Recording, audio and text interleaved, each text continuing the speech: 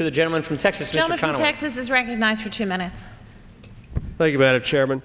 The Democratic budget that we're considering tonight for fiscal 2010 proposes to spend $3.55 trillion, collect $2.186 trillion in tax revenues, thereby creating a deficit of $1.222 trillion. That would be a record deficit except for the estimated fiscal 09 deficit of $1.694 trillion.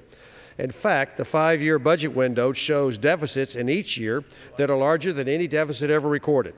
The Democratic budget's best year is fiscal 2013, which shows a deficit of $586 billion, which is $127 billion larger than the current record holder of $559 billion for fiscal 08, which was also on the Democrats' watch. These estimates, are as large as they are, may in fact be understated if the CBO's assumptions on how fast the economy recovers prove to be optimistic. Madam Chairman, we tend to think that expanding economies will last forever, but they don't. Today, we believe that this recession will last forever, but it won't. It is temporary. The debt that will be used to finance these record deficits is permanent debt.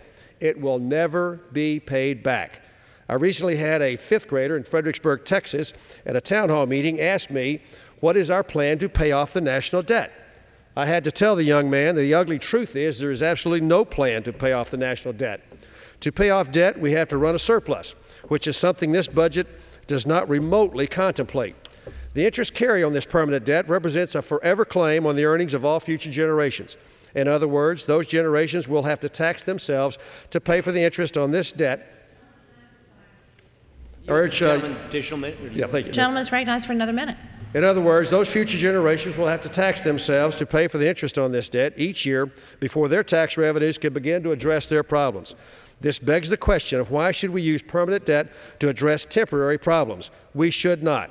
We have used this technique for far too long, and this budget continues its inexcusable use of future generations' resources to fix our problems.